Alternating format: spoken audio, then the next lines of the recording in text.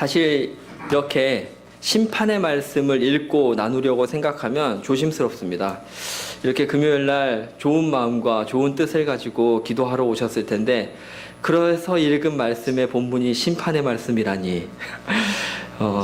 하지만 이 속에서 저와 여러분이 또 경계로 삼고 삶의 교훈으로 받아들일 메시지가 있기 때문에, 또 특별히 사무엘 상의 말씀을 지금 한 구절도 빠지지 않고 읽어오면서 말씀을 나누고 있는데, 그런 맥락에서 또 의미가 있을 거라 생각하면서 말씀을 준비했습니다. 지난 시간에 우리가 성전, 그러니까 여호와 앞에서 세마포 에봇을 입고 섬기는 모습의 사무엘을 보았습니다. 그리고 그같이 믿음으로 양육한 한나에 대해서도 살펴보았습니다. 그리고 그 몇 절 안 되는 말씀이 엘리와 그의 아들들에 대한 심판의 말씀이 둘러싸여 있는 중에서 희망과 같이 전해졌다라는 이야기도 같이 해드렸습니다. 말씀드린 것처럼 오늘 이제 읽으신 이 본문은 그 같은 내용의 마무리가 되어지는 2장의 끝부분입니다. 27장에서 하나님의 사람이 등장해서 엘리에게 하나님의 말씀을 선포해 줍니다. 그렇게 선포되어지는 말씀이 보니까 28절과 9절에 적혀 있는 책망의 말씀입니다. 그리고 그렇게 책망으로 그치는 것이 아니라 30절부터 36절까지의 말씀은 이제 그 책망의 내용으로 실제적으로 그들이 받아야 될 벌의 내용, 앞으로 이루어질 상황들에 대한 예언의 말씀이 기록되어져 있습니다. 우리가 아는 것처럼 지금 우리가 읽고 있는 이 사무엘 상의 초반부의 시대, 그러니까 거의 사사시대라고 할 수 있는 이 배경의 모습은 예배가 제대로 드려지지 않는 환경입니다. 세상은 혼란스럽고 어지러운 시간들 속에 놓여 있습니다. 그래서 마치 어떤 이들은 이렇게 이야기할 수 있습니다. 보아라, 세상에 이렇게 혼란스럽고 어지럽고 예배는 제대로 드려지지 않고 엉망인 것을 보니 하나님은 계시지 않는 것 아니니? 하나님이 안 계시다는 증거가 이렇게 보이지 않느냐? 하지만 오늘 말씀을 보면 하나님이 선포하시고 책망하시고 이제 그 결과로 어떤 일이 벌어질 거라 얘기하시는 것을 보면 하나님은 그 모든 시간 속에 함께 하셨습니다. 세상이 혼란스럽고 예배가 제대로 드려지지 않고 어지러운 일들로 넘쳐나는 것 같지만 오늘 말씀 속에서 그 모든 시간들은 하나님의 시선 안에 있었던 것이죠. 우리 하나님의 시야에서 우리의 인생이 벗어나는 경우란 없습니다. 그래서 우리가 어떤 상황 속에서도 어떤 환경 속에서도 하나님의 뜻을 구해야 하는 것이죠. 특별히 이들의 모습은 더욱 그래야 했습니다. 지금 책망을 받고 있는 엘리와 그의 아들들, 이들은 그의 소명 자체가, 하는 일 자체가 하나님의 일이었습니다.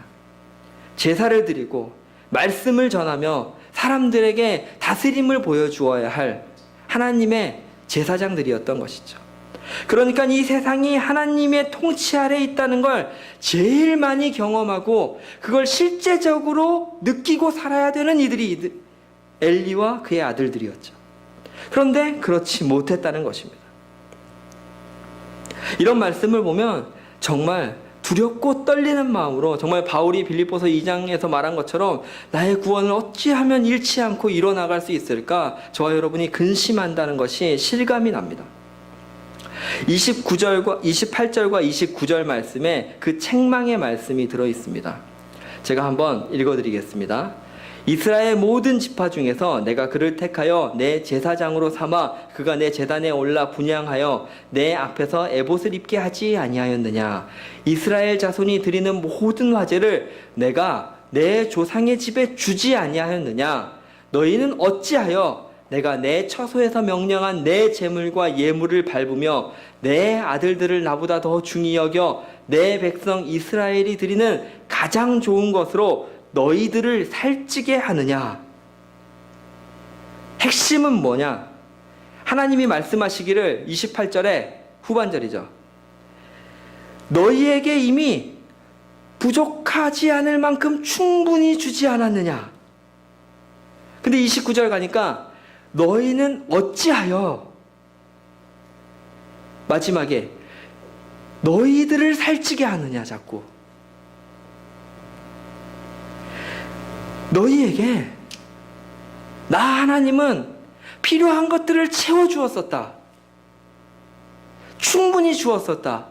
그런데 너희의 관심은 어째서 자꾸 너희를 찌우고 네가 갖는 것에 마음을 두느냐. 하나님이 말씀하는 거죠. 2장 16절에 보면 그 사람이 이르기를 반드시 먼저 기름을 태운 후에 내 마음에 원하는 대로 가지라 하면 그가 말하기를 아니라. 엘리의 아들들이 이러는 거죠. 지금 내게 내라. 그렇지 아니하면 내가 억지로 뺏으리라 하였으니. 하나님이 부족하게 주신 게 아닌데도 불구하고 이들의 마음은 탐욕이었고 이들의 마음은 뺏어서라도 더 갖겠다는 것이었습니다. 엘리와 그의 아들들이 어떻게 그럴 수 있습니까? 하나님의 제사장이 왜 이런 모습을 가진 것이고 왜 이들은 하나님에게서 멀어졌던 것인가? 하나님의 평가와 진단은 이렇습니다. 29절 말씀이죠. 내 아들들을 나보다 더 중히 여겨서. 이해가 되십니까? 너희에게 나보다 더 중요하게 여기는 대상이 있다는 것입니다. 중요하게 여기다. 이 말이 히브리어로 카바드라는 단어입니다. 근데 이 말의 원뜻은 무겁다라는 뜻입니다.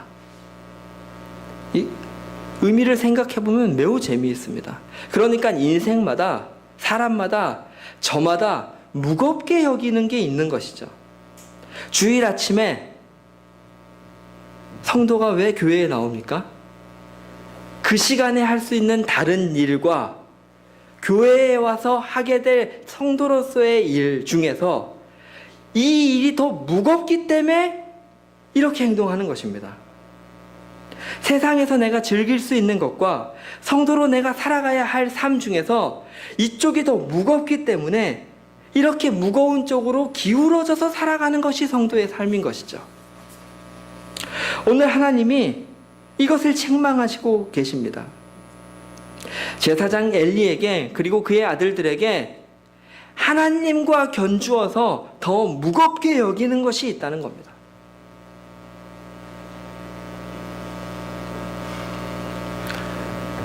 사실 사무엘서 1장에서 7장까지 전체적으로 봤을 때는 사무엘 상하가 다 그런 뉘앙스를 가지고 있지만 이 1장에서 7장까지의 내용 속에는 이처럼 더 무겁게 여기는가에 대해서 의미를 전달하고 있는 장면들이 많이 있습니다. 그러니까 무게에 대한 내용들이 참 많이 들어 있습니다. 이것을 이제 성경 안에서는 언어 유희다 이렇게 표현하는데 사무엘상 4장 18절 보면 많이 아시는 말씀이 있습니다. 한번 제가 읽어드리겠습니다. 하나님의 궤를 말할 때 엘리가 자기 의자에서 뒤로 넘어져 문 곁에서 목이 부러져 죽었으니 나이가 많고 비대한 까닭이라. 그가 이스라엘의 사사가 된 지 40년이었더라. 하나님의 궤를 빼앗겼다는 소식을 듣고 엘리가 충격을 받아서 죽었다라는 이야기를 하면서 성경이 그럼 엘리가 왜 죽었냐? 무게가 나가서 죽었다 이렇게 얘기합니다. 그런데 이 무게가 나가다 아까 말씀드린 것처럼 이게 카바드 똑같은 단어예요. 그러니까 이 말씀을 같은 단어를 사용하면서 성경 저자는 이런 식의 뉘앙스를 주는 거죠. 하나님을 무겁게 여기지 않았던 엘리가 자신이 무겁게 여기는 것들로 쌓고 쌓아서 갖게 된 무게 때문에 죽은 겁니다. 지금 그 무게에 눌려 죽은 것이죠. 더 재밌는 건 그 뒤에 나오는 내용입니다. 19절에서 22절에 보면 이제 엘리의 며느리가 나오죠. 시아버지 엘리와 남편들이 죽었다는 소식을 듣고 21절에서 이렇게 얘기합니다. 이르기를 영광이 이스라엘에서 떠났다 하고, 그런데 이 영광이라는 단어가 히브리어로는 카보드라 그래서 사실 카바드랑 똑같은 말이에요. 그러니까 이르기를 카바드가 이스라엘에서 떠났는데 그 아이의 이름을 이가봇이라고 짓습니다. 그러니까 이가 부정사기 때문에 영광이 없다는 이름을 또 아이의 이름으로 짓는 거죠. 그리고 22절에 가면 또 이르기를 하나님의 궤를 빼앗겼으므로 영광이 이스라엘에서 떠났다 하더라. 그러니까 이 충격을 받은 여인의 입을 통해서 이 두 구절 속에서만 영광이 떠났다, 영광이 떠났다가 3번이나 반복되는 것이죠. 6장에 가면 블레셋 사람들이 하나님의 법궤를 가져갔다가 이제 재앙을 막 당합니다. 그러니까 이걸 도대체 우리가 어떻게 해결하지 하다가 이 사람들이 뭐라고 얘기하냐면 이스라엘 신께 영광을 돌리라 이렇게 표현합니다. 방금 말씀드렸죠. 영광이 카바드예요. 어디에 살 길이 있다고 이 이방 사람 블레셋인들이 얘기했던 겁니까? 하나님의 신에게, 이스라엘의 신에게 무게를 돌려야 우리가 살 수 있다. 이렇게 고백하는 거죠. 요나가 탄 배가 가라앉으려고 했을 때 이방인 뱃사공들이 오히려 신앙적인 고백을 하지 않습니까? 그것처럼 블레셋 사람들의 입을 통해서 오히려 참된 신앙의 고백이 나오고 있습니다. 어떻게 해야 살 수 있습니까? 무엇이 인생의 길입니까? 인생의 무게를 하나님께 놓아야 산다는 것입니다. 아이러니하게도 그것을 가장 잘할 수 있는 위치에 있었던 엘리의 집안 식구들은, 그리고 이스라엘 백성들은 하나님보다 세상의 것들에 무게를 두었습니다. 그래서 하나님은 이렇게 말씀하십니다. 그러므로 이스라엘의 하나님 나 여호와가 말하노라. 내가 전에 내 집과 내 조상의 집이 내 앞에 영원히 행하리라 하였으나 이제 나 여호와가 말하노니 결단코 그렇게 하지 아니하리라. 나를 존중히 여기는 자, 존중도 똑같은 카바드입니다. 그러니까 나를 무겁게 여기는 자죠. 그를 내가 존중히 여기고 하나님이 그를 무겁게 쓰시겠다는 겁니다. 무겁게 여기시겠다는 겁니다. 나를 멸시하는 자, 내게 무게를 두지 않는 자를 내가 경멸하리라. 사실 이 2장 30절 같은 절은 사무엘 전체의 내용에서 매우 핵심적인 주제를 드러내고 있는 구절입니다. 하나님을 무겁게 여기는 자를 하나님이 무겁게 여겨주시겠다는 겁니다. 그를 사용하실 거고 그를 붙잡으실 거고 그가 이 세상 가운데서 가치 있게 빛나게 하시겠다는 이야기를 하고 계십니다. 우리는 하나님과 세상의 것 어디에도 무게를 두고 살고 있습니까?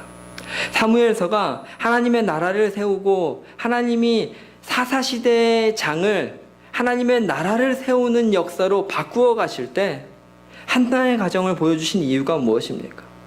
세상은 혼란스럽고 예배를 제대로 안 드리는 그 속에서도 하나님을 무겁게 여기는 가정을 보여주시는 겁니다. 내 문제 해결에 급급해서 필요할 때만 하나님을 찾는 것이 아니라 그 문제가 해결되었음에도 불구하고 여전히 하나님의 성전에 나아오는 한나의 모습, 하나님을 존중히 여기며 무겁게 여기는 모습 속에 희망이 있음을 보여주고 있는 것이죠. 어떤 왕이 세워져야 합니까? 하나님을 무겁게 여기는 왕입니다. 그래서 사울은 쓰임을 받지 못하였던 것입니다. 사람들의 질타에 혹은 재물에 그것들의 자신의 마음의 무게를 두어버려서 말씀을 저버릴 수 있는 그런 존재는 하나님의 왕으로서 적합하지가 않았던 것이죠. 왜 다윗이 쓰임을 받았습니까? 그렇게 쫓겨다니면서도 하나님의 말씀이 너무 무거워서 당장 나를 죽이려고 하는 사울이 바로 앞에 있어도 못 죽이는 사람이기 때문에 그렇습니다. 그가 하나님 마음에 합한 자라는 것입니다. 하나님의 쓰임을 받는 사람의 기준이 여기에 있다는 것입니다. 저와 여러분, 우리 인생의 저울은 어디로 기울어져 있습니까? 하나님인지 아니면 다른 것인지. 오늘 이 순간 하나님께서 저와 여러분에게 또 우리 은혜 나눔 교회 이 공동체에게 은혜 주시기를 원합니다. 그래서 혹여나 하나님 아닌 다른 것으로 마음의 무게를 그렇게 기울어져 있는 부분들이 있다면 하나님께서 오늘 이 순간 그 무게의 중심을 옮겨주시기를 바랍니다. 이 단어는 기억하실 만한 것 같아요. 카밧. 하나님을 무겁게 여기는 마음. 그것이 하나님을 존중하는 것이고 하나님께 영광을 돌리는 것입니다. 그러한 삶을 저와 여러분이 사시기를 원하고 오늘 이 밤 그것을 결심하는 기도, 그것을 다짐하는 귀한 밤 되기를 진심으로 바랍니다. 우리 시간 기도